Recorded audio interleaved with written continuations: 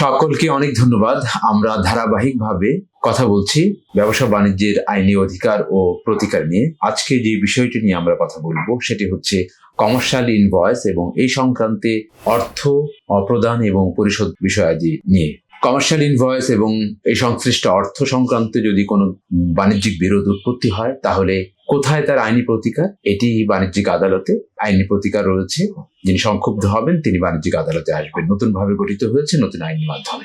একটি উদাহরণের সহকারে এই কমার্শিয়াল ইনভয়েস এবং অর্থ সংক্রান্তে যে বিরোধ সেই বিষয়গুলো একটু পরিষ্কার করবার চেষ্টা করছি। সেটি হচ্ছে, ধরুন একজন সরবরাহকারী একজন রিটেল শপকে অনেকগুলো মালামাল দিলেন, সাপ্লাই করলেন এবং একটি কমার্শিয়াল ইনভয়েস করলেন যেখানে লেখা ছিল 30 দিনের মধ্যে কিংবা 15 দিনের মধ্যে কিংবা 60 দিনের মধ্যে টাকা পরিশোধ করতে হবে।